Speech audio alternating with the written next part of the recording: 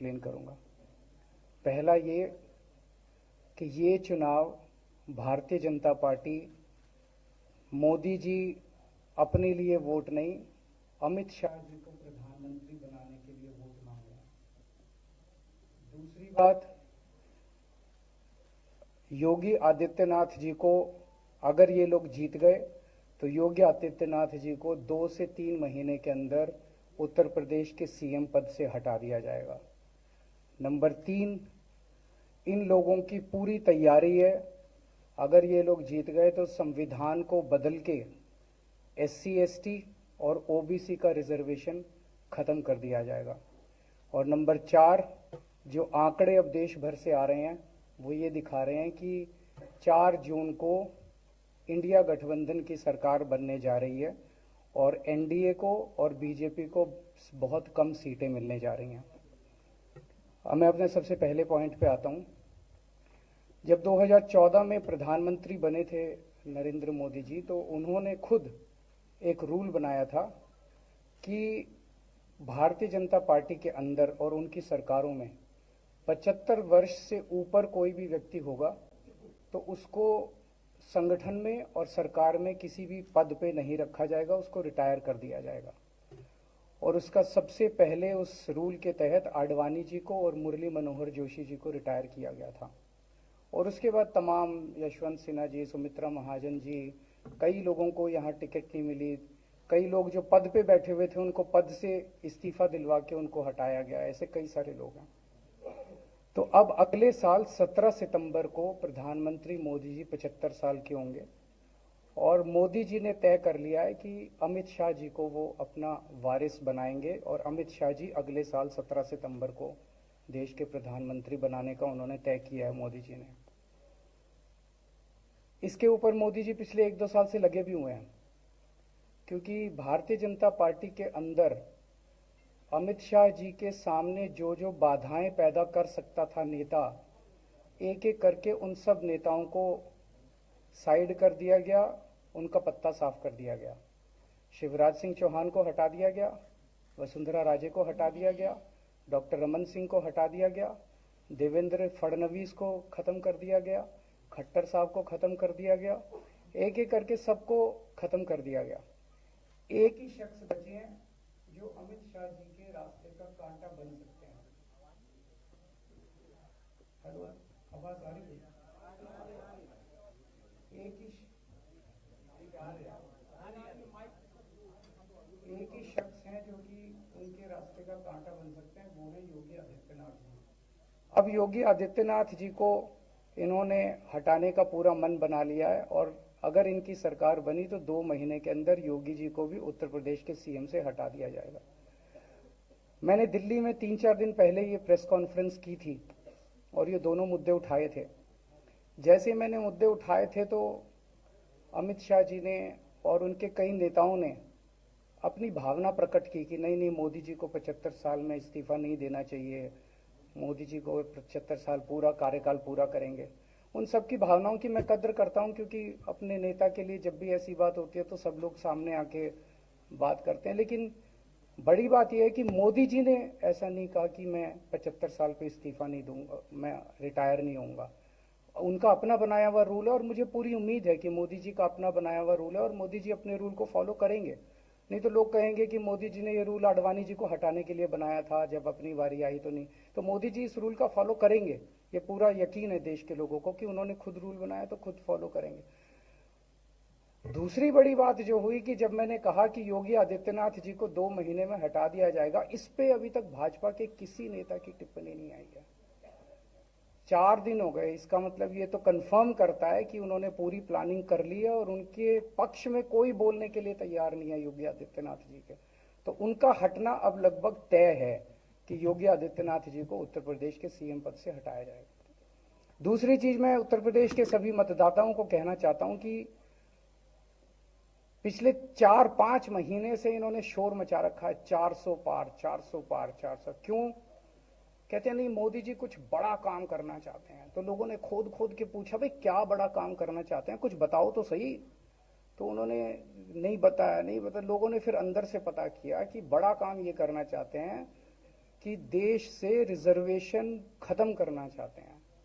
हम जानते हैं कि इनका जो पूरा इकोसिस्टम है, आरएसएस, बीजेपी, शुरू से ये लोग रिजर्वेशन के खिलाफ रहे हैं। इनकी पूरी की पूरी मानसिकता रिजर्वेशन के खिलाफ रही है। तो मैं सभी लोगों को ये आगाह करना चाहता हूं कि ये बड़ा काम इनको 400 पार इसीलिए चाहिए क्योंकि ये रिजर्वेशन खत्म करना चाहते हैं। संविधान को, बाबा साहब अंबेडकर ने जो संविधान बनाया था, उस संविधान को ये तार तार करना चाहते हैं। पूरे देश भर से अब जो ट्रेंड आ रहे हैं, वो ट्रेंड ये दिखाते हैं कि भारतीय जनता पार्टी को 250 से भी नीचे, मेरे हिसाब से 220 के आसपास, 3-4 दिन पहले भी मैंने कहा था, 220 से कम सीटें इनकी आती हुई नजर आ रही हैं। आप हिसाब लगा लीजिए। मैं हरियाणा होके आ रहा हूँ कल परसों, हरियाणा में इनकी बहुत कम हो रही हैं, दिल्ली में इनकी बहुत कम हो रही हैं, पंजाब में मुझे नहीं लगता इनकी कोई सीट आ रही है, कर्नाटक में इनकी काफ़ी कम हो रही हैं, महाराष्ट्र में इनकी बहुत कम हो रही हैं, बंगाल में इनकी कम हो रही हैं, यूपी में इनकी कम हो रही हैं, बिहार में इनकी कम हो रही हैं, झारखंड में इनकी कम हो रही हैं, राजस्थान। जो पूरे देश के अंदर एक नेगेटिविटी इन लोगों ने फैलाई है, उसको हम लोग ठीक करेंगे। मैं अंत में उत्तर प्रदेश के सभी लोगों को अपील करना चाहता हूं कि इंडिया गठबंधन के, यहाँ पे सपा और कांग्रेस का गठबंधन है, इंडिया गठबंधन का जो जहां से कैंडिडेट है उसको भारी मात्रा में वोट देकर आप सब लोग जिताइए। अब मैं निवेदन करूंगा समाजवादी पार्टी के राष्ट्रीय अध्यक्ष माननीय अखिलेश यादव जी से कि वक्त के बाद आदरणीय अरविंद केजरीवाल जी का मैं धन्यवाद देता हूं। उन्होंने बहुत महत्वपूर्ण बातें आपके सामने रखी हैं। जो देश का माहौल है और 4 चरणों में भारतीय जनता पार्टी चारों खाने चित्त हो चुकी है और उनके आंसुओं की नदी उफान में है। भारतीय जनता पार्टी जो 400 पार का नारा दे रहे थे, अब समझ में आया है 4 चरणों के बाद, वो बात तो ठीक है कि आरक्षण पे सबसे पहले हमला करेंगे, लेकिन 400 पार नारा इसीलिए दे रहे हैं कि 543 में 400 के बाद वो सीटें देख रहे हैं, तो वो केवल 143 बन रही हैं। तो वो स्वयं स्वीकार कर रहे हैं कि 143 से ज्यादा वो सीटें जीतने वाले नहीं हैं, क्योंकि 400 पार सीटें 143 ही बनती हैं और 140 करोड़ की जनता इस बार इन्हें 140 सीटों के लिए भी तरसा देगी।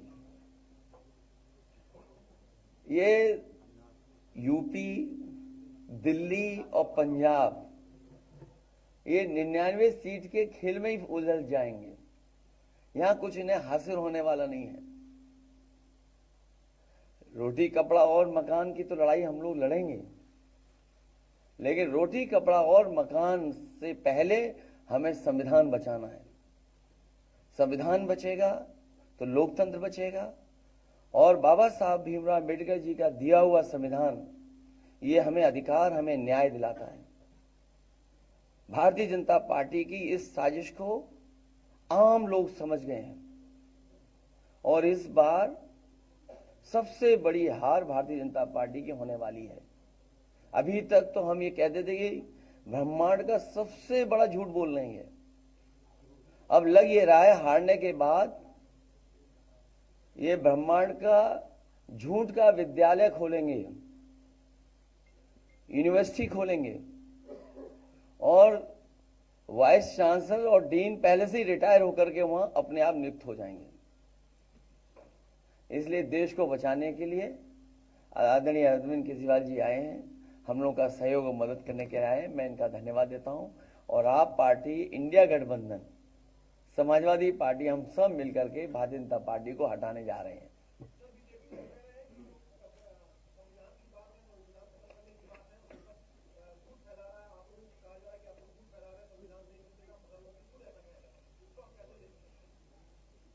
उनकी कौन सी बात सच निकलेगी? अभी आपसे कहा कि 75 साल वाला जो वो है रूल नियम, उसको तो फॉलो किया जाएगा ना, इसी से पता लग जाएगा। और जो और एक मिनट, अगर आप इनका इतिहास उठा के देखें पिछले 75 साल का, जनसंघ का, आरएसएस का, थ्रू आउट ये लोग रिजर्वेशन के खिलाफ रहे हैं। तो अब 400 सीटें लाके ये संविधान बदल के उस रिजर्वेशन को खत्म करना चाहते हैं। अरविंद जी, स्वाति मालीवाल के मामले में अभी तक आप कुछ बोले नहीं है। आपके और आपके साथ में स्वाति मालीवाल के मामले में अभी तक, अरे उससे ज्यादा जरूरी और चीजें भी हैं, कागज हम निकाल लिए। अरविंद जी, आज आपके साथ भी वो है, आज आपके साथ में भी आए आपके, भाजपाई किसी के सगे नहीं है। क्या बोलेंगे स्वाति मालीवाल के मामले में, क्या बोलेंगे आप? ये है कि भाजपाई किसी के सगे नहीं है, और जो सोहेल जी साथ में, और भाजपाई झूठे मुकदमे लगाने वाला गैंग है। जो केजरीवाल जी आपके साथ घूम रहे हैं उनके लिए क्या कहेंगे? जो हाँ, बोलो। घूमने लगा था, आप बोल रहे हैं, बता संजय जी आपने बात कही थी, हाँ मैं बोल रहा हूँ, आपने प्रेस कॉन्फ्रेंस में भी बोल रहा हूँ, एक सेकंड बोल रहा हूँ।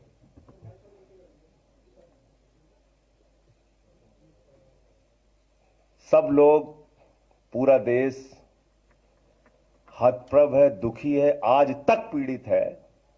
मणिपुर के अंदर एक कारगिल योद्धा की पत्नी को निवस्त करके घुमाया गया, सैकड़ों महिलाओं के साथ दरिंदगी हुई, भारत के प्रधानमंत्री खामोश रहते हैं।